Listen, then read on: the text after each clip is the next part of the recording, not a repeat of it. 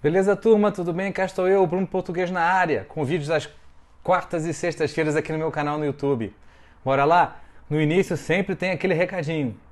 Deem um like, por favor, discordem ou concordem, deem sugestões, se puderem compartilhar, vai me agradecer, vai me ajudar bastante. Agradeço, beleza?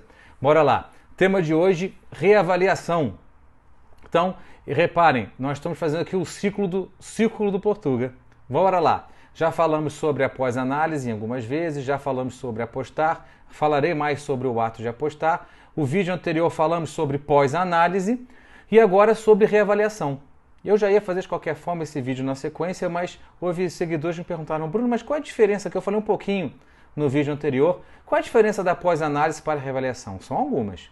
Em primeiro lugar, a pós-análise eu faço sempre após a rodada. Sempre. E faço sempre por conta daquilo tudo que eu já motivei no vídeo anterior. Não vou falar sobre isso. Agora, se você tiver alguma dúvida, vá ao vídeo anterior, a importância da pós-análise, que é fundamental para que você entenda o contexto, o raciocínio lógico que tem aqui no ciclo do Portuga. Bora? E depois eu vou fazer a reavaliação. Só que a reavaliação eu faço uma vez por mês e faço uma grande reavaliação ao final do ano. Então, enquanto a pós-análise ela está muito presa ali ao momento, ao jogo, à rodada, a reavaliação não. Eu faço depois, uma vez por mês, de uma forma muito tranquila, mas faço uma grande reavaliação ao final do campeonato, da temporada, perdão, ao final da temporada. Por que isso? Então já existe um distanciamento grande entre a pós-análise e a reavaliação. Porque eu não estou no calor do jogo, eu não estou lembrando qual foi o red ou o green que eu tive da sorte ou do azar, aquele tipo que a gente já conversou, tá certo? Então já existe um distanciamento. Quando esse distanciamento existe, vem mais a razão ao invés da emoção. Isso em primeiro lugar. Mesmo para quem já está habituado, eu tenho 5 anos de investidor esportivo, tem uma longa caminhada, mas já são 5 anos, a gente tem emoção. A emoção sempre irá nos atrapalhar ou nos ajudar, dependendo da situação, da circunstância do momento, né? Aqui no mundo do investimento esportivo, normalmente tende a nos prejudicar. Mas enfim, então já tem essa vantagem. Eu já estou distanciado e eu não vou olhar para jogo nenhum. Eu vou simplesmente buscar, ao fim do mês, a quantidade de reds e greens que eu tive. Já estão diferenciados se foi red da sorte, red de variância, se foi o que eu chamo de valor, se foi o green da sorte ou se foi o green de valor. A mesma coisa para o void.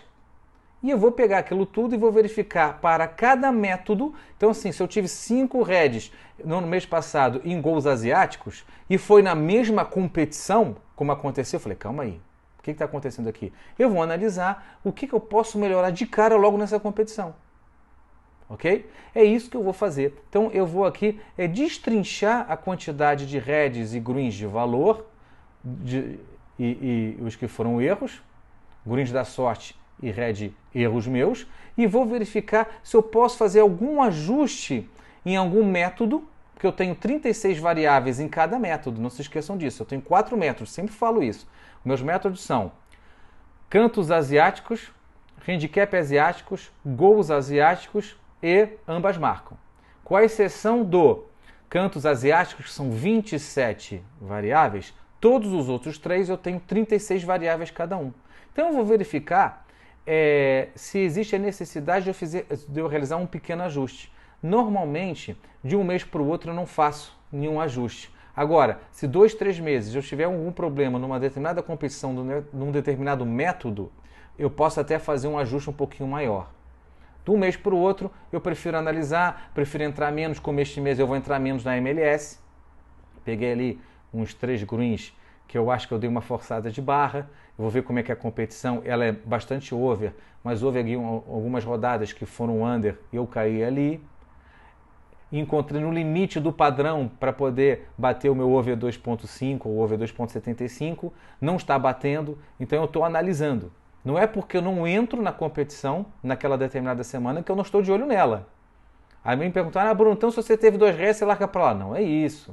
Se o resto foi de valor, perfeito, eu continuo entrando. Agora, se eu percebo que estou ali na linha tênue entre red de valor e um erro meu, uma forçadinha minha, eu deixo de lado para poder verificar como é que as próximas rodadas se comportarão.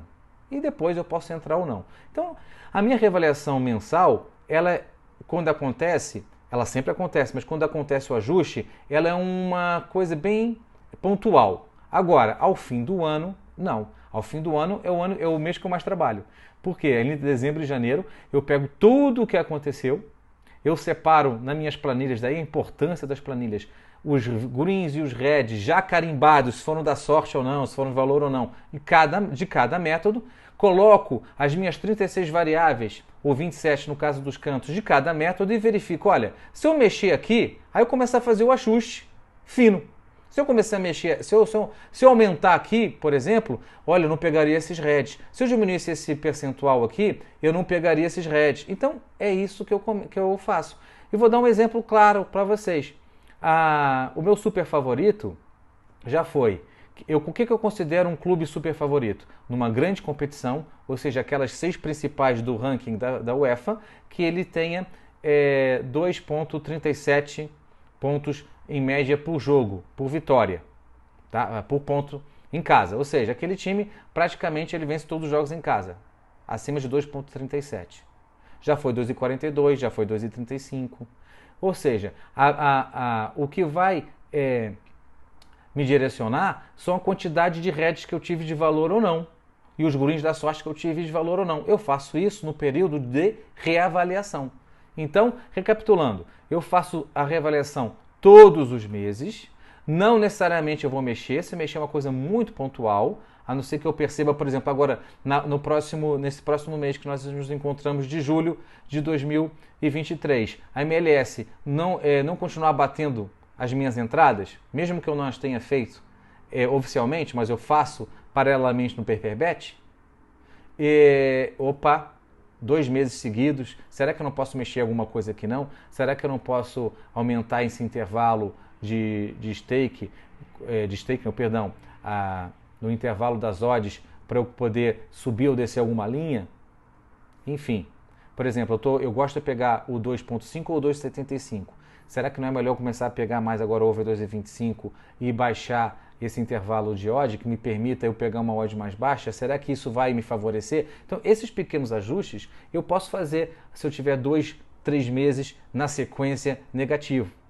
Agora, o grande ajuste, o grande trabalho é ao fim do ano. E não é à toa que eu já percebi isso, que os meus últimos 3 anos, o meu mês de janeiro foi muito ruim.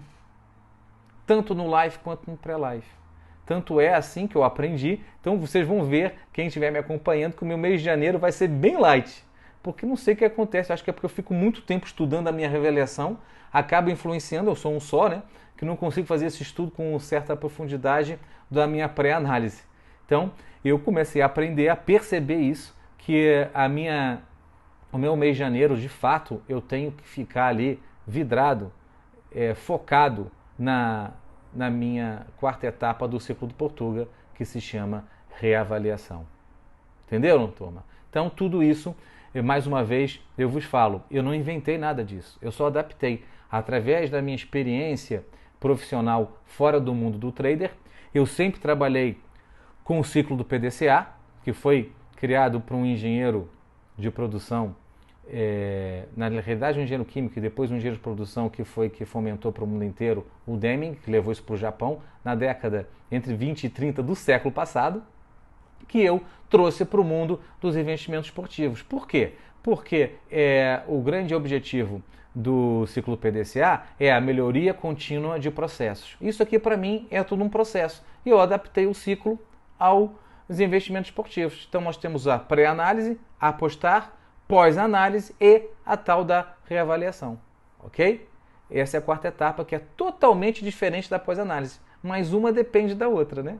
Porque depois o resultado da reavaliação vai me dar inputs para eu fazer uma pré-análise melhor. Eu vou em busca de jogos já com outras variáveis que eu alterei por conta de tudo que aconteceu no passado na pré-análise. E, consequentemente, na hora que eu for apostar, quando eu levar lá para a matriz de risco, eu já falei aqui com vocês algumas vezes, eu vou com essa bagagem nova. Então, por exemplo, o super favorito, ano que vem pode ser que seja 2,38, a média de ponto dele em casa, que a zebra, que eu considero zebra jogando fora, seja até 0,70, a média de pontos jogando fora. A zebra jogando em casa, eu considero até 0,90. E assim sucessivamente, beleza? Dá trabalho, mas só assim que eu me tornei consistente no mundo dos investimentos esportivos, beleza? Forte abraço e até o próximo vídeo. Valeu!